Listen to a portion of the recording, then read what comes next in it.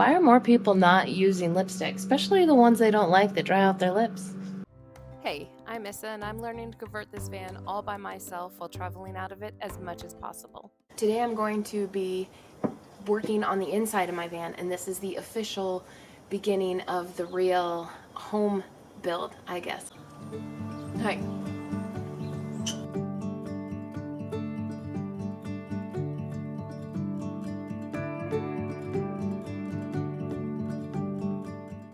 So this is the first time I'm taking the seat out. I'm using a 5/8 inch wrench. Why am I not using knee pads? I have the hardest time with righty-tighty, lefty-loosey. I don't know why, because even when you go right, you're eventually going left. When you go left, you eventually go right. It's a circle. It's challenging for me, so that took a little bit of effort. But here's how the bolt looks. It's got a couple of washers on there. It looks like a little bit of grease as well. Mostly I'm showing you the bolt, so if it gets misaligned, I'll remember which way they went. I wonder if there's like a less awkward way to hold this. Maybe it's just always awkward. I think that thing is like 50 pounds.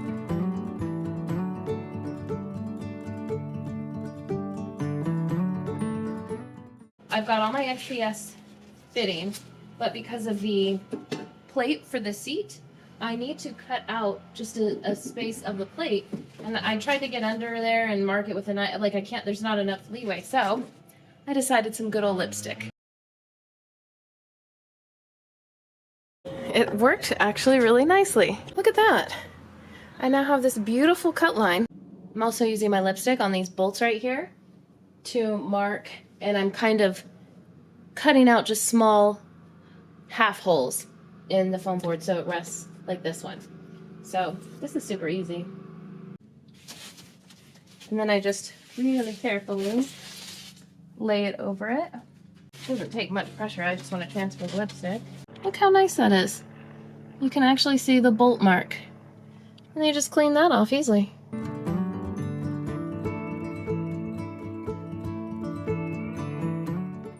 It's pretty rewarding to feel like you figured out a new tool. I actually didn't want to use the straight edge thing I bought, so I'm like, I don't really know how to use it. But I'd learned about it before and I used it and it made such a beautiful straight cut. Oh god, sawdust.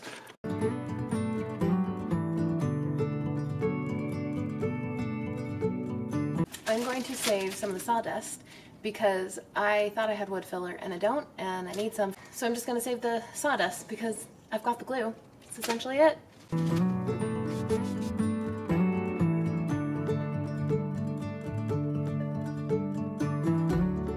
This mini cell has taken longer than I expected, and it's very tedious and I don't enjoy it. When I bought it from DIY Van, I did not realize it comes with a 0.3 and a 0.25.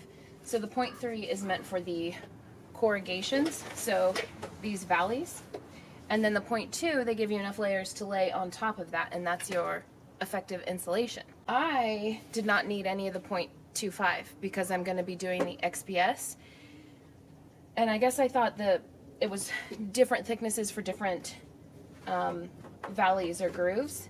And because some of them are deeper, like this one here, there's like 3 middle channels that are deeper than most of the others. So my mistake, I once again spent more money than I needed to.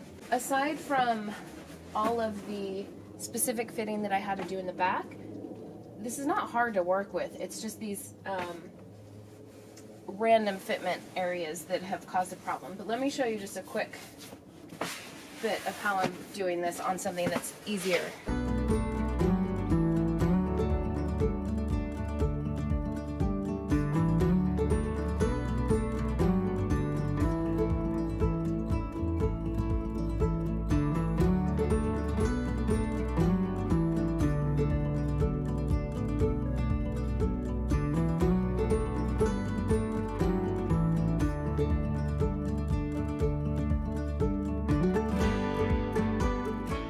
I'm using silicone to put the XPS board down against the mini cell. And I used 3M90 on the mini cell to the van.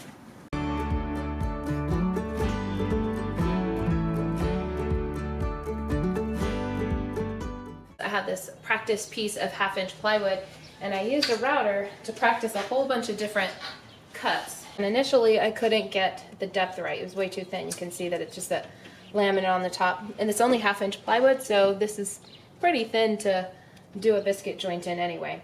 But I got the depth of my router bit in place and the size. So I learned what distance I need to mark out. So I have my router bit marked, and then I put it here and then drag it between these lines. So very affordable $30 router, and I got this bit actually cost more than the router, but it's meant to make biscuit joints, and that is cheaper as a whole than getting an expensive router or a lap joint.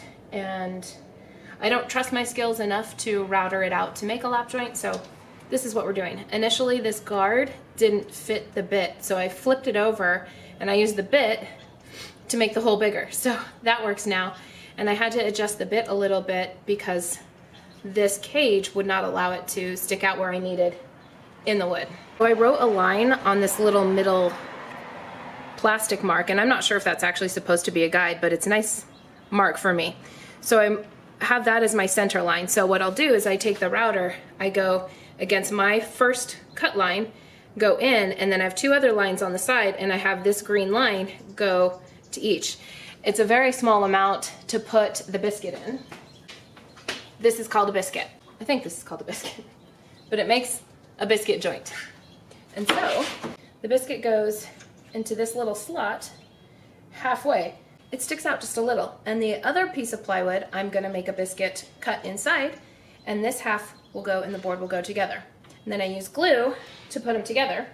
And the point is that the glue, once it's in on the biscuit, this is compressed dry wood, and once the glue is in contact with it in here, it's actually going to expand a little bit, and that's going to be what helps bring these boards and keep them together from sliding apart. I glued the foam to my chair cutout piece too, so I had some weight laying on it. So I'm just going to remove this now. Look at that. I got a little bit of foam, and then this foam, and then I still have the place to put the seat in if I ever pick up my niece and need to take her anywhere. I marked out where I'd have each biscuit. This one might be a little too close to the edge. They do line up, they're just not right now. So I'm going to mark the center of where the biscuit will go when I take the board out. Then I'm going to mark a line on each side that corresponds with what I practice, so that when I use my router, it'll just cut out this shape here. Don't forget, this is not a how-to. This is how I do, and I just hope these ideas work. The first one in my actual floor, so I hope this works. So I'm doing it where cabinets are eventually going to be.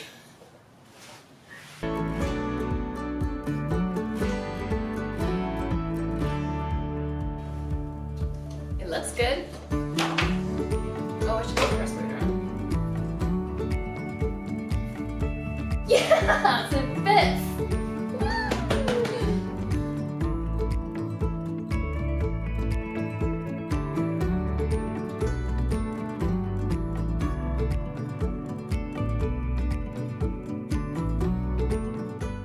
I'm just going to glue each biscuit into place. And I will come back later and add glue to the actual edge of the board. I'm putting PL300 foam board. It's a pretty blue color. I'm laying that down on the foam, and then I'm going to lay the wood down on top of it, and then I've got some very heavy weight that I'll be putting on that. And bond time is supposed to be 30 minutes, but cure time is 7 days. I just got the first set of plywood boards together. They're pretty close. So the biscuits went in, my measurements worked really nicely actually, but there's just the tiniest seam. Tiny, tiny, tiny. That's my fingernail for reference. That's the best I can do because I can't think of another way to get the biscuit in and also lay the adhesive down between the board and the foam. That was a workout to push those together because although the foam board adhesive doesn't set right away, it gets very grippy right away, and it was like pushing a boulder uphill. I got this thing in. It is the most warped piece of wood that I had. I put it in the back, and pushing it in to get it in to fit the biscuits is so hard. Maybe one more push. That's as good as we're getting. I don't know how I could have done that better and not have a seam. The biscuit joints worked out really nicely so far. I forgot to mention too, I had the bit so it was just a little over half. So the biscuit wasn't exactly half between the plywood, but just a little touch over, because they can do this thing called telescoping. It can sink in and cause little dips. Now I have a seam in the floor. Would the dips ultimately make a difference? Probably not, but they're less likely to do that the way I did. I could have put all the biscuit joints together and had one large piece of plywood. I thought about that, but the way the plywood was, I was afraid that lifting it as one whole piece, once the glue had dried and adhered, that it wouldn't lift properly, and it would have been incredibly cumbersome to put the foam glue down. Looking at it, I almost wonder if maybe I don't need the foam glue, because when I had the floor in there as it was with nothing adhered, it sounded great. I just really wanted those boards together. So if I did this again, maybe I would actually only join the boards together.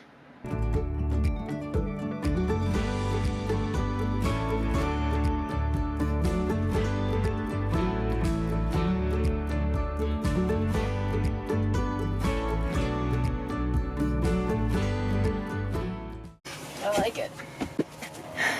I like it a lot. Is there anything more fun than this? I gotta use this.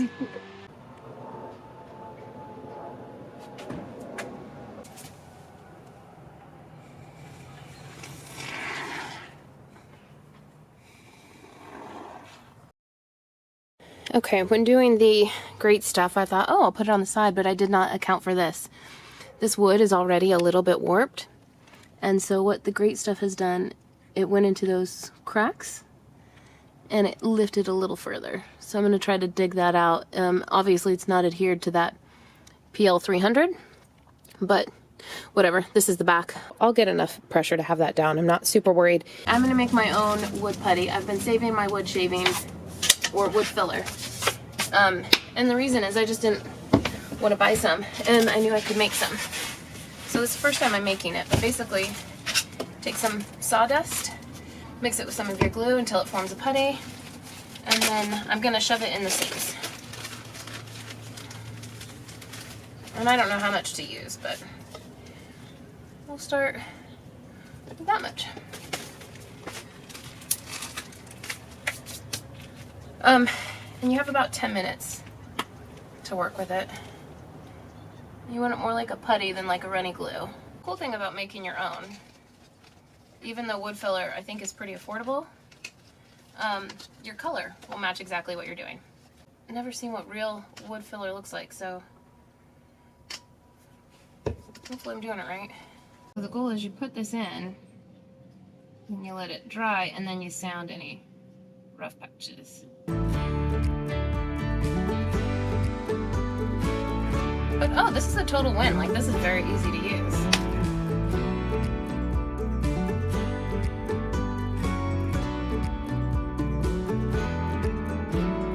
I don't know how this happened, but after sanding, this was completely adhered, and it lifted up after sanding, after I had walked on it multiple times. So I don't know why sanding the wood filler did that. Maybe just the vibration. Kind of irritating, but this will eventually get pressed down and pressed up. So frustrating, but this seam, she's nice. She's smooth.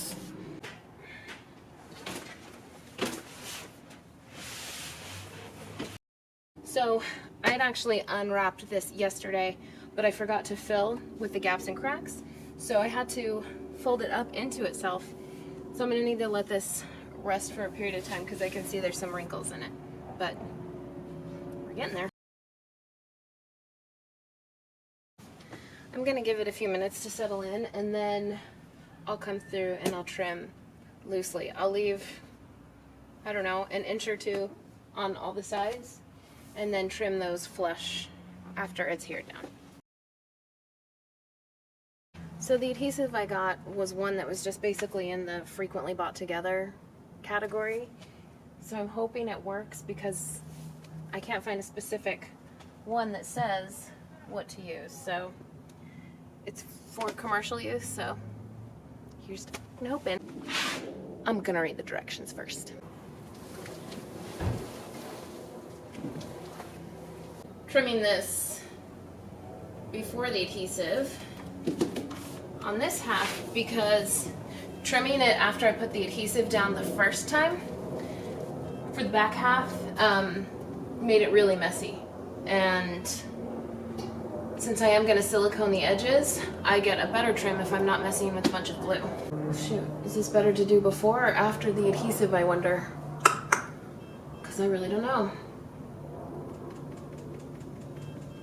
Shoot, I really don't know. I'm going to do it before.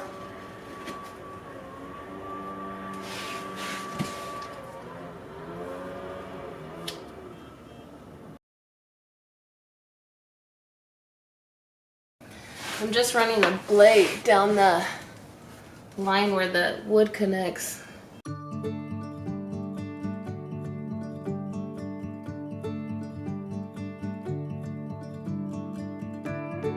I learned that I actually don't need a ton of adhesive. It's already drying on this trowel. So I'm just gonna get on this little edge here real quick. And it says the working time is, I think 25 minutes, was it? It's supposed to keep traffic off this for 24 to 48 hours after done.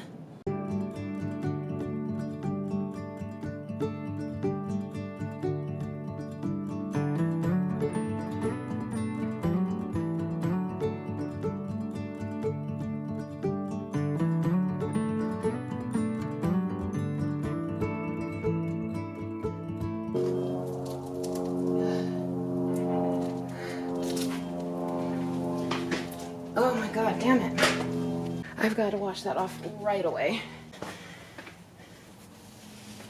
Oh, what a joke. Ugh. Horrible, horrible mess. Well, I'm glad I read the thing so I knew how to clean this off. It's cleaning up nicely though, at least, I think. It's drying fast, which means I have to get in here fast and do the friggin' rolling pin. Goodness gracious. Mostly done with the floors. Certainly made some mistakes, particularly around the wheel wells, but I really, really like the way this floor looks. I'm really happy with the floors. I got a miter saw, so I gotta learn to use that. And the world's least helpful build partner, but most cute. This trim, it's not going to cover my pink foam, and I would like a little bit of a look. I'm not actually super, super picky about stuff. So I had the idea, I've seen people use like wood trim and stuff, but I have a bunch of my vinyl left over. So I'm just going to use my vinyl to drop down and give a little bit more of a continuous lift.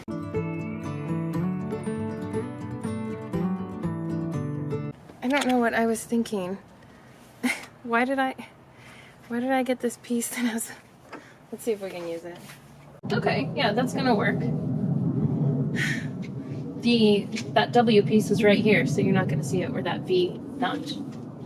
Okay, so, ooh, I really like that. I think if I was smarter, I would have left all of that longer and just folded it, but I'm not. So what I can foresee happening in the future, you can even see it just the way it is. I can see this getting a pronounced wave because it's just vinyl. But frankly, I just don't care enough. And this was such an easy fix. Also, I can always just take this back out and put a wood trim piece if I want. So I really like the look of this, and I'm gonna let it ride. If you guys are using the old Sprinter floor as a template. It's lovely. This right behind the passenger seat, your template is going to come with this cute little bump out, and you're going to think it's super nice and, oh, how form-fitting. Well, when you come to put your trim on something that's almost a completely flat space, you're like, oh, how am I going to make the bump work? Screw the bump. You don't need the bump. Cut it straight there. I'm actually going to cut off this piece of vinyl and then router that cute little lip down.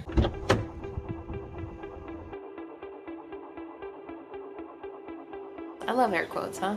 Cranberry jelly on a bagel. Delicious. All of the noise. There's an airplane, they're blowing leaves. This is compressed dry root. None of that was caught on video. I'm gonna re-angle the camera now because it didn't catch any of the troweling I did. How's it going? Right there. Oh, okay. That's good, thank you. Oh. Bye.